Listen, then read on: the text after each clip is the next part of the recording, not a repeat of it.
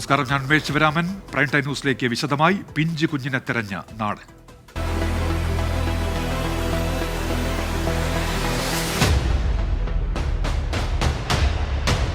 ഈ വാർത്തയുമായി ബന്ധപ്പെട്ട ഏറ്റവും പുതിയ വിവരം ഇപ്പോൾ പുറത്തുവരുന്നുണ്ട്. തിരുവനന്തപുരം പേട്ടയിലേത് തട്ടിക്കൊണ്ടുപോകൽ തന്നെയെന്ന് പോലീസ് ഇപ്പോൾ സ്ഥിരീകരിക്കുന്നു. കുട്ടിയെ കാണാതായത് രാത്രി 10 മണിക്കും പുലർച്ചെ 1:20 ഇടയിൽ എന്നാണ് പോലീസ് ഇപ്പോൾ വ്യക്തമാക്കുന്നത്. മാതാപിതാക്കളുടെ മൊഴിയിൽ അവ്യക്തത ഉണ്ടെങ്കിലും സംശയിക്കേണ്ടതില്ല എന്നാണ് പോലീസിന്റെ നിഗമനം. ഷഫീദ് റാവുത്തർ വിവരങ്ങളുമായി ഇപ്പോൾ ചേരുന്നുണ്ട്. ഷഫീദ്, എന്താണ് പോലീസിന്റെ ഇപ്പോഴത്തെ നിഗമനം? ഷഫീദ്, തട്ടിക്കൊണ്ടുപോകൽ കേന്ദ്രീകരിച്ച് അന്വേഷണം നടത്തും എന്നാണ് പോലീസ് ഇപ്പോൾ വ്യക്തമാക്കുന്നത്. മറ്റ് ജില്ലകളിലേക്കും തെരച്ചിൽ വ്യാപിപ്പിച്ചു എന്ന വിവരം കൂടി ഇപ്പോൾ പുറത്തുവരുന്നുണ്ട്. അങ്ങനെയെങ്കിൽ 18 മണിക്കൂർ പിന്നിടുന്ന കുട്ടിയെ തട്ടിക്കൊണ്ടുപോയിട്ട് പോലീസ് ഒന്നടങ്കം ഇപ്പോൾ ഈ കുട്ടിക്ക് വേണ്ടിയുള്ള തെരച്ചിലാണ്. തട്ടിക്കൊണ്ടുപോകൽ എന്നുള്ള സ്ഥിരീകരണത്തിലേക്ക് പോലീസ് എത്തുന്നു എന്നുള്ളതാണ് ഇപ്പോഴത്തെ പ്രധാനപ്പെട്ട വാർത്ത. ആ സമയം സംബന്ധിച്ചുള്ള നിഗമനത്തിലേക്ക് കൂടി പോലീസ് ഇപ്പോൾ എത്തുന്നുണ്ട്. ഇന്നലെ രാത്രി 10 മണിക്കും പുലർച്ചെ 1:20 ഇടയിൽ തട്ടിക്കൊണ്ടുപോകൽ നടന്നു എന്ന് പോലീസ് ഇപ്പോൾ വ്യക്തമാക്കുന്നുണ്ട്. അന്വേഷണം മറ്റ് ജില്ലകളിലേക്ക് കൂടി ഇപ്പോൾ പോലീസ് വ്യാപിപ്പിക്കുന്നു എന്നാണ് ലഭ്യമാകുന്ന വിവരം. നേരത്തെ ഒരു കുടുംബത്തിന്റെ മൊഴിയുണ്ടായിരുന്നു. ഈ കുഞ്ഞിനെ അവിടെ നിന്ന് കടത്തിക്കൊണ്ടുപോകുന്നത് കണ്ടു എന്നുള്ള തരത്തിൽ മൊഴിയുണ്ടായിരുന്നു. അതിന് പിന്നാലെ CCTV ദൃശ്യങ്ങൾ കേന്ദ്രീകരിച്ച് പോലീസ് അന്വേഷണം ഊർജിതമാക്കിയിരുന്നു. പക്ഷേ ഇപ്പോഴും കുഞ്ഞിനെ തട്ടിക്കൊണ്ട് പോയവരെക്കുറിച്ച് വിവരമില്ല എന്നുള്ളതാണ്. പക്ഷേ അപ്പോഴും പോലീസ് തെരച്ചിലിലാണ്. ഏറ്റവും പുതിയ വിവരമായി പുറത്തു വരുന്നത് ഇത് തട്ടിക്കൊണ്ടുപോകൽ എന്ന് തന്നെ പോലീസ് സ്ഥിരീകരിച്ചിരിക്കുന്നു എന്നുള്ളതാണ്. ഷഫീദ് റാവുത്തർ വിവരങ്ങളുമായി ചേരുന്നുണ്ട്. ഷഫീദ്, എന്താണ് പോലീസ് നൽകുന്ന പുതിയ വിവരങ്ങൾ? ഏറ്റവും ഒടുവിൽ പുറത്തുവരുന്ന വിവരമനുസരിച്ച് പേട്ടയിലേത് തട്ടിക്കൊണ്ടുപോകൽ തന്നെയാണെന്ന് പോലീസ് ഉറപ്പിക്കുന്നുണ്ട്. നമുക്കറിയാം, ഉച്ചയ്ക്ക് പോലീസ് നടത്തിയ ചില പരിശോധനകളിലടക്കം പോലീസ് ചില ദുരൂഹതകൾ സംശയിച്ചിരുന്നു. ഏറ്റവും പ്രധാനപ്പെട്ട കാര്യം ഈ കുട്ടിയുടെ സഹോദരങ്ങൾ നൽകിയ മൊഴി, പ്രത്യേകിച്ച് ഈ സംഭവ സ്ഥലത്തേക്ക് ഒരു ബൈക്ക് എത്തി എന്നടക്കമുള്ള കാര്യങ്ങളിൽ മാതാപിതാക്കൾ നൽകിയ മൊഴിയിലെ അവ്യക്തത അടക്കമുള്ള കാര്യങ്ങളാണ് പോലീസ് ആ ദുരൂഹത സംശയിക്കാനുള്ള കാരണം. പക്ഷേ അതിന് പിന്നാലെ പോലീസ് പലതവണ മാതാപിതാക്കളുടെ മൊഴി രേഖപ്പെടുത്തുന്ന അടക്കമുള്ള നടപടികളിലേക്ക് കടന്നു. ഒടുവിൽ പോലീസ് ഇപ്പോൾ എത്തിച്ചേർന്നിരിക്കുന്ന ഒരു കാര്യം എന്ന് പറയുന്നത് അതൊരു തട്ടിക്കൊണ്ടുപോകൽ തന്നെയാണ്. അതിലേക്ക് എത്താൻ കാരണം മാതാപിതാക്കളുടെ മൊഴിയിലെ വൈരുദ്ധ്യം, അത് അവർ പാനിക്കായത് മൂലമുണ്ടായത് എന്നുള്ളതാണ് ഏറ്റവും ശ്രദ്ധേയമായിട്ടുള്ള കാര്യം. അതിൽ തന്നെ പോലീസ് ചൂണ്ടിക്കാണിക്കുന്ന കാര്യം, ഇവിടുത്തെ CCTV ദൃശ്യങ്ങൾ പരിശോധിച്ചപ്പോൾ ഇന്നലെ രാത്രി 10 മണിക്ക് ശേഷം, അതായത് ഒരു 12 മണിയോട് അടുത്ത സമയത്ത് ഇവർ തമ്മിൽ, അതായത് ഈ ആളുകൾ അങ്ങോട്ടും ഇങ്ങോട്ടും കുട്ടിയെ കാണാതെ പാനിക്കായി ഓടുന്ന അടക്കമുള്ള ദൃശ്യങ്ങൾ പോലീസിന് ലഭിച്ചിട്ടുണ്ട്. മാത്രമല്ല, ഈ കുട്ടി ഇന്നലെ രാത്രി 10 മണിക്ക് ശേഷം ഇവിടെ ഉണ്ടായിരുന്നു എന്ന് തെളിയിക്കുന്ന ചില ഫോട്ടോകൾ മറ്റുള്ളവർക്ക് ഇവർ അയച്ചു കൊടുത്ത അടക്കമുള്ള കാര്യങ്ങൾ പോലീസ് ഫോണിൽ നിന്ന് ശേഖരിച്ചു. ഇതോടുകൂടിയാണ് മാതാപിതാക്കളെ സംശയിക്കേണ്ടതില്ല എന്നുള്ളൊരു തീരുമാനത്തിലേക്ക്, ഒരു നിഗമനത്തിലേക്ക് പോലീസ് എത്തിച്ചേർന്നത്. ഏതായാലും വളരെ ഊർജിതമായിട്ടുള്ള അന്വേഷണം ഇതുമായി ബന്ധപ്പെട്ട് നടത്തുന്നുണ്ട്. ഇവരുടെ CDR അടക്കം, ഈ കുട്ടിയുടെ പിതാവിന്റെ CDR അടക്കമുള്ള കാര്യങ്ങൾ പരിശോധിച്ചതിൽ ഏതെങ്കിലും തരത്തിലുള്ള ദുരൂഹതയില്ല എന്നുള്ള കാര്യം പോലീസ് സ്ഥിരീകരിക്കുന്നു. അതിന് പിന്നാലെയാണ് തട്ടിക്കൊണ്ടുപോകൽ കേന്ദ്രീകരിച്ചുകൊണ്ട് തന്നെ പോലീസ് അന്വേഷണം നടത്തുന്നത്. ഇപ്പോൾ നമുക്ക് ദൃശ്യങ്ങളിൽ കാണാൻ സാധിക്കുന്നത് പോലീസ് ഉദ്യോഗസ്ഥർ ഈ സംഭവ സ്ഥലത്തേക്ക് ഇവർക്കൊപ്പം ഉണ്ടായിരുന്ന മറ്റാളുകളിൽ നിന്നടക്കം വിവരം ശേഖരിക്കുകയാണ്. ഈ പുതിയ സാഹചര്യത്തിൽ പോലീസ് മറ്റ് ജില്ലകളിലേക്ക് കൂടി അന്വേഷണം വ്യാപിപ്പിച്ചിട്ടുണ്ട്. സംസ്ഥാനമൊട്ടാകെ പോലീസ് അലേർട്ട് നൽകിയിട്ടുണ്ട്. ഇതിനോടകം നേരത്തെ കൊല്ലം, തിരുവനന്തപുരം ജില്ലകളിലും കന്യാകുമാരി ഭാഗങ്ങളിലുമായിരുന്നു പരിശോധന നടത്തിയിരുന്നെങ്കിൽ ഇപ്പോൾ സംസ്ഥാനത്തെ മറ്റ് ജില്ലകളിൽ കൂടി അലേർട്ട് പോലീസ് കൊടുക്കുന്നു എന്നുള്ളതും ഏറ്റവും ശ്രദ്ധേയമായിട്ടുള്ള കാര്യം. ഇന്നലെ രാത്രി 10 മണിക്കും 1:40 ഇടയിലാണ് ഈ തട്ടിക്കൊണ്ടുപോകൽ നടന്നത് എന്നുള്ളതാണ് പോലീസ് ഇപ്പോൾ സംശയിക്കുന്ന കാര്യം. പക്ഷേ ഈ 18 മണിക്കൂറിലും പോലീസിന് ഏതെങ്കിലും തരത്തിലുള്ളൊരു തുമ്പ് അത് ലഭിച്ചിട്ടില്ല എന്നുള്ളതും ഏറ്റവും നിർണായകമായിട്ടുള്ള കാര്യം. ഗോൾഡൻ അവർ ഒക്കെ കഴിഞ്ഞു. പോലീസിനെ സംബന്ധിച്ച് ഒരു ക്രൈം സംഭവിച്ചാൽ അത് അറ്റാച്ച് ചെയ്യാനുള്ള ഗോൾഡൻ അവർ ഇതിനോടകം തന്നെ പാസ് ചെയ്തിട്ടുണ്ട്. ഇനി പോലീസിനെ സംബന്ധിച്ചിട്ടുള്ളത് എത്രയും വേഗം ഈ കുട്ടിയിലേക്ക് എത്തുക എന്നുള്ളതാണ്. തലസ്ഥാനത്ത് ഇത്രയധികം പോലീസ് സംവിധാനങ്ങൾക്ക് ആ കുട്ടിയിലേക്ക് എത്താൻ കഴിയില്ല എന്നുള്ളത് സ്വാഭാവികമായും പോലീസിന് വലിയ തലവേദന ഉണ്ടാക്കും. ഇന്നലെ അർദ്ധരാത്രി വിവരം അറിഞ്ഞപ്പോൾ തന്നെ പോലീസ് പരിശോധന നടപടിയടക്കം ആരംഭിച്ചതാണ്. ഇപ്പോൾ ഈ സംഘത്തിൽ ഇവർക്കൊപ്പം ഉണ്ടായിരുന്ന ആളുകളെ കേന്ദ്രീകരിച്ചുള്ള അന്വേഷണം തുടരുകയാണ്. അപ്പോഴും നമുക്ക് മുമ്പിലൊരു ചോദ്യം, മണിക്കൂറുകൾ 18 കഴിഞ്ഞു. ഇത്ര വലിയ പോലീസ് സംവിധാനങ്ങൾക്ക് നടുവിലും എന്തുകൊണ്ട് ആ കുട്ടിയിലേക്ക് എത്താൻ കഴിഞ്ഞില്ല? കുട്ടി ഇപ്പോഴും കാണാമറയത്ത് തുടരുന്നതിന്റെ കാരണമെന്ത് എന്നടക്കമുള്ള കാര്യങ്ങൾ സ്വാഭാവികമായും പോലീസിന് മറുപടി നൽകേണ്ട, അല്ലെങ്കിൽ ആഭ്യന്തര വകുപ്പ് മറുപടി നൽകേണ്ട കാര്യമാണ്. ഏതായാലും വളരെ വ്യക്തമായിരിക്കുന്നു, തട്ടിക്കൊണ്ടുപോകൽ തന്നെയാണ് എന്നുള്ള കാര്യം ഉറപ്പിച്ചിരിക്കുന്നു. ഇനി തട്ടിക്കൊണ്ടുപോകൽ കേന്ദ്രീകരിച്ചായിരിക്കും പോലീസിന്റെ അന്വേഷണം നടക്കുക. ഉന്മേഷ്. ഷഫീദ് റാവുത്തറാണ് വിവരങ്ങൾ നൽകിയത്. എന്താണ് സംഭവിച്ചത് എന്ന് കൂടി പരിശോധിക്കാം. തിരുവനന്തപുരം ഓൾ സെയിൻസ് കോളേജിന് സമീപത്ത് മാതാപിതാക്കളോടൊപ്പം ഉറങ്ങിക്കിടന്ന കുട്ടിയെയാണ് കാണാതായത്. ബൈക്കിലെത്തിയ ആൾ കുട്ടിയെ തട്ടിക്കൊണ്ടുപോയെന്ന മൊഴിയിലായിരുന്നു പോലീസ് കേസെടുത്തത്.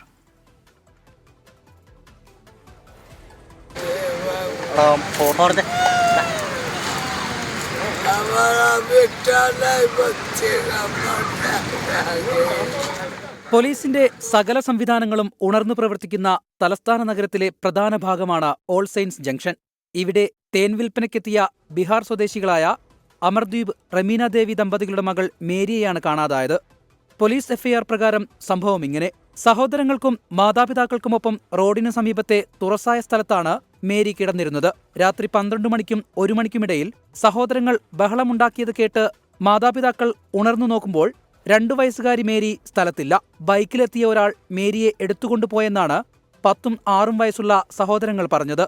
स्कूटर वाला उधर स्कूटर वाला हाँ रोक के बहुत रात था तो हम सब सोचा नहीं कुछ करेगा तो हम सो गया ना तो मेरे बहन को ले गए. തുടർന്ന് കുടുംബം പേട്ട പോലീസിലെത്തി പരാതി നൽകി. ഉടൻ തന്നെ സഹോദരങ്ങളായ കുട്ടികളുടെ മൊഴിയുടെ അടിസ്ഥാനത്തിൽ പോലീസ് അന്വേഷണം ആരംഭിച്ചു. തിരുവനന്തപുരം സിറ്റി പോലീസ് കമ്മീഷണറുടെ നേരിട്ടുള്ള മേൽനോട്ടത്തിലാണ് അന്വേഷണം. കുട്ടിക്കായി തിരുവനന്തപുരം, കൊല്ലം ജില്ലകളിൽ വ്യാപക പരിശോധന തുടരുകയാണ്. കന്യാകുമാരി കേന്ദ്രീകരിച്ചും അന്വേഷണം നടക്കുന്നുണ്ട്. തിരുവനന്തപുരം നഗരത്തിൽ ഒരു കുട്ടിയെ തട്ടിക്കൊണ്ടുപോയി 13 മണിക്കൂർ പിന്നിടുന്നു. പോലീസ് സംവിധാനം എന്ത് ചെയ്യുന്നുവെന്ന കുറ്റപ്പെടുത്തൽ ഉയരുന്നുണ്ട്. പക്ഷേ സംഭവത്തിൽ പോലീസ് ചില അപ്രതീക്ഷിത ട്വിസ്റ്റുകൾ പ്രതീക്ഷിക്കുകയാണ്. ഷഫീദ് റാവുത്തർ, 24 തിരുവനന്തപുരം. ടി പി ചന്ദ്രശേഖരൻ വധക്കേസിൽ പ്രതികൾക്ക് തിരിച്ചടി.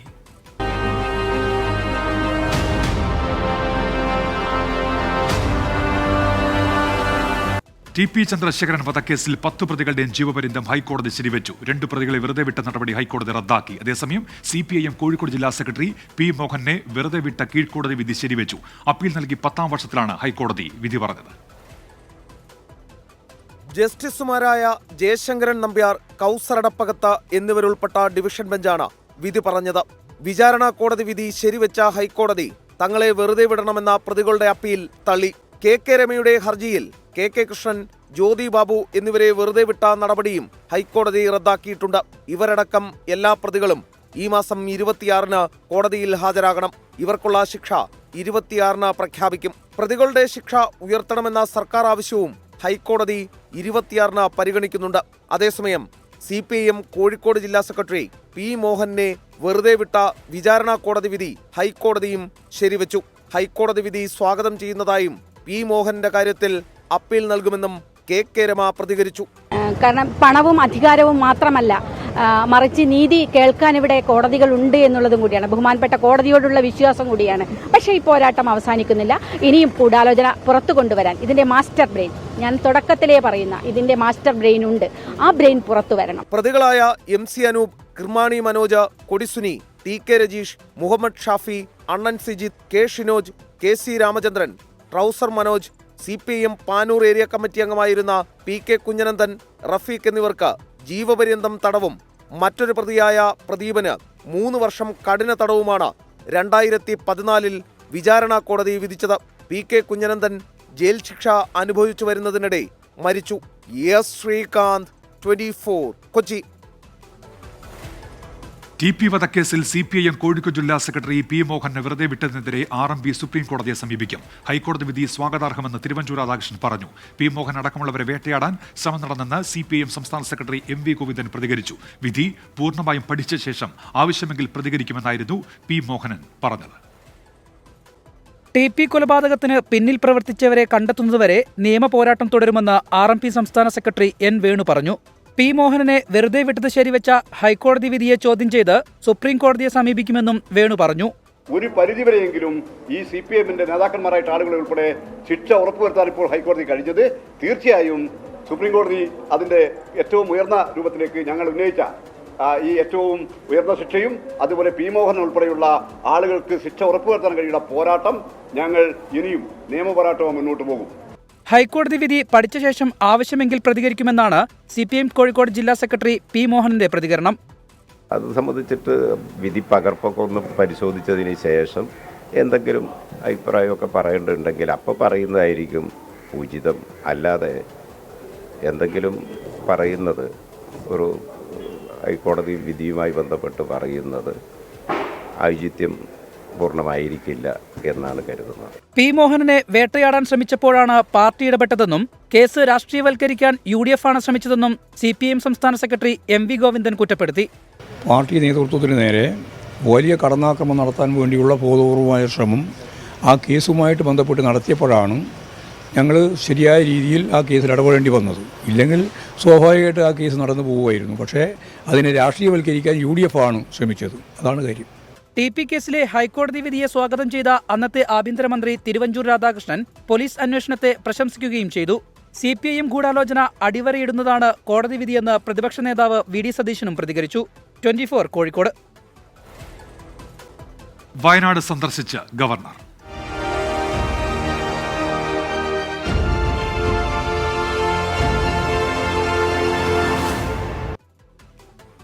വന്യജീവി ആക്രമണത്തിൽ മരിച്ചവരുടെ കുടുംബങ്ങൾക്ക് ആശ്വാസം പകരാൻ ഗവർണർ ആരിഫ് മുഹമ്മദ് ഖാൻ വയനാട്ടിലെത്തി. വന്യജീവി സംഘർഷവുമായി ബന്ധപ്പെട്ട് സർക്കാരിനെതിരെ വിമർശനം ഉയരുന്ന പശ്ചാത്തലത്തിലായിരുന്നു ഗവർണറുടെ സന്ദർശനം. മാനന്തവാടി ബിഷപ്പുമായും ഗവർണർ കൂടിക്കാഴ്ച നടത്തി. മരണങ്ങളിൽ സംസ്ഥാന ന്യൂനപക്ഷ കമ്മീഷൻ റിപ്പോർട്ട് തേടി. കാട്ടാന ആക്രമണത്തിൽ കൊല്ലപ്പെട്ട പടമലയിലെ അജീഷ്, പാക്കത്തെ പോൾ, കടവയുടെ ആക്രമണത്തിൽ കൊല്ലപ്പെട്ട മൂടക്കൊല്ലിയിലെ പ്രജീഷ് എന്നിവരുടെ വീടുകളിലാണ് ഗവർണർ ആരിഫ് മുഹമ്മദ് ഖാൻ എത്തിയത്. കാട്ടാനാക്രമണത്തിൽ ഗുരുതരമായി പരിക്കേറ്റ കാരേരി കോളനിയിലെ ശരത്തിനെയും ഗവർണർ കണ്ടു. വന്യജീവി ആക്രമണങ്ങളുടെ ഗൗരവം കേന്ദ്ര സംസ്ഥാന സർക്കാരുകളെ ബോധ്യപ്പെടുത്തുകയാണ് ഗവർണർ. മാനന്തവാടി ബിഷപ്പ് ഹൗസിലെത്തിയ ഗവർണർ വൈദികരുമായി കൂടിക്കാഴ്ച നടത്തി. രൂപത ബിഷപ്പ് മാർ ജോസ് പൊരുന്നേടം അദ്ദേഹത്തെ സ്വീകരിച്ചു. പുൽപ്പള്ളിയിലെ സംഭവ വികാസങ്ങളുടെ പേരിൽ കേസെടുക്കുന്ന നടപടി ഒഴിവാക്കണമെന്ന് ബിഷപ്പ് ആവശ്യപ്പെട്ടു. അക്രമ സംഭവങ്ങൾ ഉണ്ടാവാനുള്ളൊരു കാരണം എന്താണ്? ഞാൻ മനസ്സിലാക്കുന്നത്, നമുക്കറിയാം, ഏതൊരു പ്രശ്നവും ഉണ്ടാകുമ്പോൾ എത്ര വേഗം അതിനകത്ത് അധികാരികൾ ഇടപെടുന്നുവോ അത്രയും പെട്ടെന്ന് വേഗത്തിൽ അത് തീർക്കാനായിട്ട് കഴിയും. പക്ഷേ ഇവിടെ ഉണ്ടായതെനിക്ക് തോന്നുന്നത്, ഞാൻ മനസ്സിലാക്കുന്നത്, ആ മൃതശരീരം അവിടെ വന്നിട്ടും ഏറെ നേരത്തേക്ക് ആ ബന്ധപ്പെട്ട ജില്ലാധികാരികൾ ആരും അവിടെ എത്തിയിരുന്നില്ല എന്നുള്ളതാണ്. അപ്പോൾ പിന്നെ അതുപോലെ തന്നെ അതിനൊരു കൂട്ടായ നേതൃത്വം ഉണ്ടായിരുന്നില്ല എന്ന് പറഞ്ഞാൽ ഈ സമരത്തിനോ പ്രക്ഷോഭത്തിനോ ഒന്നും. നാളെ 3 മന്ത്രിമാർ അടങ്ങും സംഘം വയനാട്ടിലെത്തും. കലക്ട്രേറ്റിന് മുന്നിൽ നാളെ രാവിലെ നടക്കുന്ന UDFന്റെ രാപ്പകൽ സമരം K മുരളീധരൻ MP ഉദ്ഘാടനം ചെയ്യും. 24 വയനാട്. കാടിറങ്ങുന്ന ഭീതി.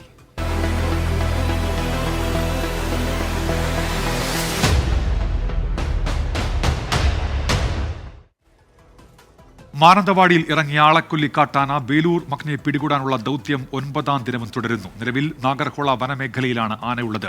വെറ്റിനറി സർജൻ ഡോക്ടർ അരുൺ സക്രയുടെ നേതൃത്വത്തിലുള്ള മയക്കുവെടി സംഘം വനത്തിനുള്ളിൽ ക്യാമ്പ് ചെയ്യുകയാണ്. 2 ദിവസം കൂടെയുണ്ടായിരുന്ന മോഴയും സമീപത്തു നിന്ന് മാറിയതോടെ കൂടുതൽ അപകടകാരിയാവുകയാണ് ബേലൂർ മക്ന. ആന ഇന്നലെ ഉണ്ടായിരുന്ന നാഗർഹോള വനമേഖലയിലെ മസാലക്കുന്ന് ഭാഗത്തു നിന്നും വീണ്ടും 3 കിലോമീറ്റർ വനത്തിനകത്തേക്ക് കയറിയിട്ടുണ്ട്. 13 സംഘങ്ങളായാണ് കർണാടക കേരള വനംവകുപ്പുകൾ ആനയെ നിരീക്ഷിക്കുന്നത്. ബേലൂർ മക്ന കേരള അതിർത്തി പിന്നിട്ടതിനാൽ മയക്കുവെടി വയ്ക്കാൻ അനുവാദമില്ല. പക്ഷേ ഇന്ന് രാത്രിയോടെ ബേലൂർ മക്ന തിരിച്ച് കേരളത്തിലെത്തുമെന്നാണ് ദൗത്യസംഘത്തിന്റെ പ്രതീക്ഷ. വെറ്റിനറി സർജൻ ഡോക്ടർ അരുൺ സക്രിയയും സംഘവും ആനയ്ക്കൊപ്പം വനത്തിലുണ്ട്. മക്നയ്ക്കൊപ്പമെത്താൻ കഴിയാത്ത ഭൂപ്രകൃതിയും അടിക്കാടുകളും ദൗത്യസംഘത്തിന് പ്രതിസന്ധിയുണ്ടാക്കുന്നുണ്ട്. ഒരു ദിവസം 27 കിലോമീറ്ററിലധികം ദൂരമാണ് ദൗത്യസംഘം ആനയ്ക്കൊപ്പം വനത്തിൽ സഞ്ചരിക്കുന്നത്. അനുയോജ്യമായ സ്ഥലത്തെത്തിയാൽ മയക്കുവെടി വെക്കാനാണ് തീരുമാനം. 24 വയനാട്. വയനാട് പുൽപ്പള്ളിയിൽ പശുവിനെ കൊന്ന കടുവയെ കണ്ടെത്താൻ കഴിഞ്ഞില്ല. ഇതോടെ കടുവയെ മയക്കുവെടി വയ്ക്കാനുള്ള ദൗത്യം തൽക്കാലത്തേക്ക് അവസാനിപ്പിച്ചു. കടുവയുടെ സാന്നിധ്യം തിരിച്ചറിഞ്ഞാൽ ദൗത്യം പുനരാരംഭിക്കും. Veterinary assistant surgeon doctor Ajesh മോഹൻദാസിന്റെ നേതൃത്വത്തിലുള്ള സംഘമാണ് കടുവയെ മയക്കുവെടി വയ്ക്കാൻ പുൽപ്പള്ളിയിലെത്തിയത്. രാവിലെ കടുവയുടെ സാന്നിധ്യം പ്രദേശത്ത് സ്ഥിരീകരിച്ചിരുന്നു. ഞാൻ ഇന്ന് രാവിലെ ആയിരുന്നു 9:15 കഴിഞ്ഞപ്പോൾ അവിടെ തുണി വിരിച്ചുകൊണ്ടിരിക്കുകയായിരുന്നു. ആ ഭാഗത്തുനിന്ന് ക്രോസ് ചെയ്ത് പോകുന്നതായിരുന്നു കണ്ടത്. അത്യാവശ്യം വലിപ്പമുള്ളതാണല്ല. അപ്പം തന്നെ ഹസ്ബൻഡിനെ ഞാൻ വിളിച്ചത്. ചേട്ടനും പിന്നെ ആൾക്കാരെയൊക്കെ വിളിച്ചുകൊണ്ട് വന്നു. ഫോറസ്റ്റുകാരൊക്കെ വന്നായിരുന്നു. പുൽപ്പള്ളി 56 കവലയിലും ആശ്രമം കൊല്ലിയിലും RRT സംഘം തെരച്ചിൽ നടത്തി. കടുവയുടെ കാൽപ്പാടുകൾ അവ്യക്തമായതിനാൽ ദൗത്യം തൽക്കാലത്തേക്ക് അവസാനിപ്പിച്ചു. 4 മണിക്ക് കടുവനെ കണ്ടു. വിളിച്ചിട്ട് ആരും വന്നില്ല. ആരും വരില്ല. അല്ല, ഇന്നിപ്പോൾ തെരച്ചിൽ നടത്തി. പക്ഷേ ആ പാവങ്ങൾ, ഞാൻ തെറ്റാനും മേടിക്കാൻ വേണ്ടി പൈസ ഞാൻ കൊടുത്തു. 50 രൂപ എടുത്ത് കൊടുത്തു. ഒരു ഇതുകൂടും ഇല്ലാതെ വന്ന് ഇവർ ഒരു വെപ്പൺസ് ഇല്ലാതെ വന്നു. അങ്ങനെയാണ് വരണ്ടേ? അതല്ല, അവർക്ക് എന്തെങ്കിലും നമ്മുടെ ഈ ഫോറസ്റ്റ് ഓഫീസർമാർക്ക് അല്ലെങ്കിൽ വരുന്ന ആൾക്കാർക്ക് എന്തെങ്കിലും വെപ്പൺസ് കൊടുക്കാനുള്ള ഒരു ആദ്യം നിങ്ങൾ അതാ ചെയ്യേണ്ടത്. പ്രദേശത്ത് വളർത്തുമൃഗങ്ങളെ കൊന്ന കടുവയെ വെടിവെക്കാൻ കഴിഞ്ഞ ശനിയാഴ്ചയാണ് അനുമതി ലഭിച്ചത്. സാന്നിധ്യം തിരിച്ചറിഞ്ഞാൽ ഉടൻ മയക്കുവെടി വയ്ക്കാനാണ് വനം വകുപ്പിന്റെ തീരുമാനം. 24 വയനാട്. പ്രൈം ടൈം ന്യൂസിലേക്ക് തിരികെ. പാലക്കാട് ഷൊർണൂരിൽ 1 വയസ്സുകാരിയെ മരിച്ച നിലയിൽ കണ്ടെത്തിയ സംഭവത്തിൽ വഴിത്തിരിവ്. പോസ്റ്റ്മോർട്ടത്തിൽ കുട്ടിയുടെ മരണം കൊലപാതകം എന്ന് തെളിഞ്ഞതായി പോലീസ് വ്യക്തമാക്കി. വിശദാംശങ്ങളുമായി ഇപ്പോൾ നിഖിൽ പ്രമേഷ് ചേരുന്നുണ്ട് പാലക്കാട് നിന്ന്. നിഖിൽ, എന്താണ് പോലീസ് ഇപ്പോൾ കണ്ടെത്തിയിരിക്കുന്നത്. എന്തൊക്കെയാണ് വിവരങ്ങൾ, നിഖിൽ? ഉന്മേഷം, മിനിഞ്ഞാന്നാണ് ഈ സംഭവം നടക്കുന്നത്. ഈ കുഞ്ഞിനെ ആശുപത്രിയിൽ എത്തിച്ച ശേഷം അപ്പോൾ തന്നെ ചില ദുരൂഹതകൾ ഈ സംഭവവുമായി ബന്ധപ്പെട്ട് ഉയർന്നിരുന്നു. മാതാവ് കൊലപ്പെടുത്തിയതാണോ എന്നതടക്കമുള്ള സംശയങ്ങളുണ്ടായിരുന്നു. എന്നാൽ ആദ്യഘട്ടത്തിൽ ഇവരെ പോലീസ് കസ്റ്റഡിയിലെടുത്ത് ചോദ്യം ചെയ്ത ശേഷം വിട്ടയക്കുകയായിരുന്നു. എന്നാൽ വിശദമായ പോസ്റ്റ്മോർട്ടം റിപ്പോർട്ട് പുറത്തു വന്നതോടുകൂടിയാണ് ഇത് കൊലപാതകമാണ് എന്ന് മനസ്സിലാകുന്നത്. പോലീസിന്റെ ചോദ്യം ചെയ്യലിൽ അമ്മ ശില്പ ഇപ്പോൾ കുറ്റം സമ്മതിച്ചിരിക്കുകയാണ്. കോട്ടയം മാവേലിക്കര സ്വദേശിയാണ് ശില്പ. ഇവരെ ഇപ്പോൾ ഷൊർണൂർ പോലീസ് അറസ്റ്റ് ചെയ്തിരിക്കുകയാണ്. പോസ്റ്റ്മോർട്ടത്തിലാണ് ഈ കുട്ടിയുടെ മരണം കൊലപാതകം തന്നെയാണ് എന്ന് തെളിഞ്ഞത്. ആൺസുഹൃത്തുമായി ഉണ്ടായ തർക്കത്തെ തുടർന്നാണ് ശില്പ ഈ കുഞ്ഞിനെ, 1 വയസ്സ് മാത്രം പ്രായമുള്ള കുഞ്ഞിനെ കൊലപ്പെടുത്തിയതെന്നുള്ളതാണ് മനസ്സിലാക്കാൻ കഴിയുന്ന കാര്യം. നേരത്തെ ഇവർ ഈ ആൺസുഹൃത്ത് ജോലി ചെയ്യുന്ന തിയേറ്ററിൽ കുട്ടിയെ കൊണ്ടുപോയി കിടത്തുന്ന സാഹചര്യം വരെ ഉണ്ടായിരുന്നു. തുടർന്ന് അവിടുത്തെ ജീവനക്കാർ പോലീസിനെ അറിയിക്കുകയും തുടർന്ന് അതുവഴി നിഖിൽ പ്രമേഷാണ് വാർത്തയുടെ വിശദാംശങ്ങൾ നൽകിയത്.